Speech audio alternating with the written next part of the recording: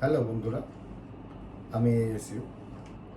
পূর্বে আমি ইংলিশে ভিডিও বানিয়েছি, কিন্তু ইংলিশে ভিডিওটা বানিয়ে আমার ঠিক মনে হয়েছে যে আমি নিজেকে ঠিক এক্সপ্রেস করতে পারিনি।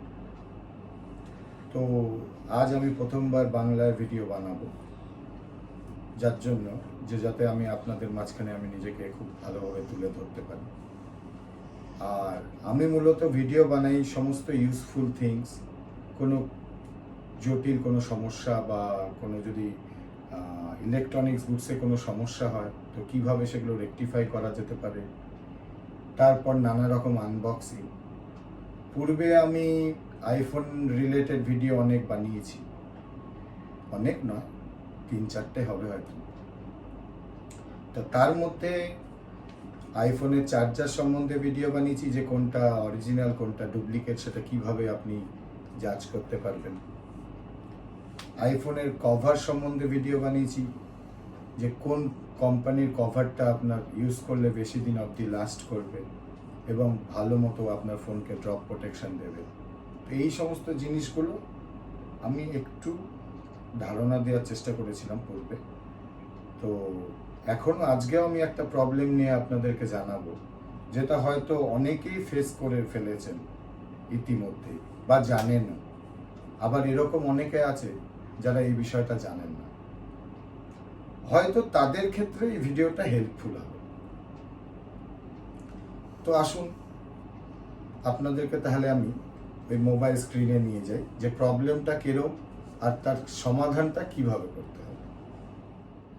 আচ্ছা, তাহলে এবার আমি আরম্ভ করছি। আপনারা এই মোবাইল স্ক্রিনটা দেখতে পাচ্ছেন, তাতে যে সমস্যাটা হয়েছে, আমি যেখানেই টাচ করি দেখুন ওর নানা রকম কথাবার্তা বলে চলেছে, অথচ স্ক্রিন কোনো মুভমেন্ট করছে না। এরকম যদি মুহূর্তের মধ্যে পড়েন বা সমস্যার মধ্যে পড়েন, মুহূর্ত বলা একটা ভুল হয়েছে, এরকম সমস্যার মধ্যে পড়লে তখন যা করতে হবে, আপনাকে স্ক্রিনের যদি মুভমেন্ট করতে চান সেহেতু আপনাকে কি করতে হবে, দুটো ফিঙ্গার দিয়ে টাচ করতে হবে। একটা ফিঙ্গার দিয়ে কোনো মুভমেন্ট করতে পারবেন না, দেখুন পাচ্ছেন না। তখন কি করতে হবে, আপনার 2 ফিঙ্গার দিয়ে ডিসপ্লেটাকে ট্যাপ করে কাজ করতে হবে। যা করে তাহলে যথারীতি আপনি এই সেটিংসে আমরা মেনুতে চলে যেতে পারি। এবার মেনুতে গিয়ে আপনাকে এই 2 ফিঙ্গার দিয়েই আপনাকে মুভ করে নিয়ে যেতে হবে। এবার যা করতে হবে, আপনার প্রথমত সেটিংস অপশানে যেতে হবে। সেটিংস অপশানে যেতে হবে, একটা জায়গায় একটা হ্যান্ডসেটে সেটিংসের সিম্বল এক রকম হয়। তো এটা হচ্ছে আপনার রিয়েলমির হ্যান্ডসেট, এই ক্ষেত্রে যেরকম সেটিংসের সিম্বলটা হচ্ছে এরকম এই জায়গাটায়। তো আমি এটাকে ট্যাপ করব একবার, এবার ডবল ট্যাপ করতে হবে, সেটিংস খুলে যাবে। আবার ঠিক 2 আঙ্গুল দিয়ে ট্যাপ করে মুভ করাতে হবে, গিয়ে আপনাকে অ্যাডিশনাল সেটিংসে গিয়ে ক্লিক করতে হবে। তারপর আপনাকে ওটাকে আবার ডবল ট্যাপ করতে হবে। তারপর আপনাকে যেটা করতে হবে, এখানে অ্যাক্সেসিবিলিটি বলে 5 নাম্বার অপশনটা দেখুন, ওটাতে যেতে হবে।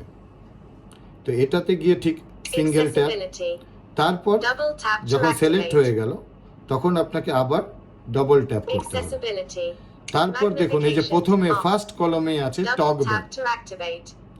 তো কি হয়, জেনারেলি আমাদের বাড়িতে অনেক শিশুরা থাকে যারা ভুলবশত হয়তো আপনি তাকে গেম খেলতে দিয়েছেন বা অনলাইন স্টাডি করতে দিয়েছেন, সেই মুহূর্তে হয়তো আপনার শিশু আগ্রহবশত সেটিংসে গিয়ে এই ফিচারটাকে অ্যাক্টিভেট করে ফেলে। তো তখন কিন্তু আপনি এই সেটিংসগুলোকে কোনো রকম ফোনের অ্যাক্সেস পান না, যেহেতু ডাবল ফিঙ্গার ছাড়া এই মুভমেন্টগুলো করা যাবে না। সিঙ্গেল ফিঙ্গার হলে কোনো মুভমেন্টই করবে না, ওর নিজে নিজে ভয়েসটাকে কমান্ড দিতে থাকবে। তো তখন আপনাকে এই সেটিংসে যেরকমভাবে আমি আপনাকে বললাম, 2 ফিঙ্গার সোয়াইপ করে, 2 ফিঙ্গার দিয়ে 2 আঙ্গুল দিয়ে সোয়াইপ করে এসে সেটিংসে আসতে হবে। তারপর ওখান থেকে অ্যাডিশনাল সেটিংসে যেতে হবে, তারপর অ্যাক্সেসিবিলিটিতে যেতে হবে, তারপর টকব্যাকে আসতে হবে। এবার টকব্যাকে এসে সেই যেরকম করছি প্রতিবারই সেরকম করতে হবে, ডবল ট্যাপ। এই যে দেখুন টকব্যাকটা অ্যাক্টিভেটেড আছে। তো এবার টকব্যাকেও জেনারেলি আমি কি করব, ডবল ট্যাপ করব। দাঁড়ান, একবার সিলেক্ট হলো, এবার ডবল ট্যাপ। এই যে এবার অপশন আছে স্টপ, এই যে স্টপ বাটনটা আছে এটা টিপবো, টেপার পর দুবার আবার স্টপ টিপবো, অলরেডি অফ হয়ে গেল। এবার দেখুন আপনার ফোনটা ইউজ করতে কোনো অসুবিধা হবে না। আপনি এবার এক ফিঙ্গার দিয়েও কোনো রকম অসুবিধা হবে না, এক আঙ্গুল দিয়ে যতবার খুশি ইউজ করুন যেভাবে করছিলেন। এটাই যেহেতু ন্যাভিগেশন জেস্টার্স অ্যাক্টিভেট করা আছে তাই হয়তো আপনাদের বুঝতে অসুবিধা হচ্ছে। এই যেরকম খুশি আপনি ইউজ করতে পারবেন, যে ফিচার্স কিবোর্ড ইউজ করুন, আর ওরকম ভয়েস কমান্ড দেবে না। তো আশা করি আপনাদেরকে বন্ধুরা আমি বোঝাতে পেরেছি। ভবিষ্যতেও আমি এরকম ভিডিও আপনাদের কাছে অনেক প্রস্তুত করব। এবার আপনাকে আমি আমার কাছে ফেরত আনি। তো বন্ধুরা দেখলেন কিভাবে সেই টকব্যাক সেটিংসটাকে অফ করতে হয়। তো অযথাই ঘাবড়ে যাবেন না। আশা করি ভবিষ্যতে আপনাদের জন্য এরকম আরো ভিডিও আমি প্রডিউস করতে পারবো, যেটা আমার নলেজের মধ্যে আছে। আমি তার সব জানি না, যেটুকু জানি আপনাদের সঙ্গে শেয়ার করার চেষ্টা করব। তো এই বলেই আমি রাখছি, কিন্তু একটা আপনাদের কাছে আমার আবেদন আছে, যেটা প্রত্যেকটা ইউটিউবারই করে থাকে। তো আমার যারা ভিডিওস দেখে তো তাদের মধ্যে ম্যাক্সিমামই আমাকে সাবস্ক্রাইব করে রাখেন। প্লিজ আপনাদের কাছে এটাই আমার রিকোয়েস্ট থাকবে যে সাবস্ক্রাইব করুন, লাইক করুন, যাতে ভবিষ্যতে আমি ইন্সপায়ার্ড হয়ে আপনাদের জন্য এরকম আরও ভিডিও বানাতে পারি। Thank you, good.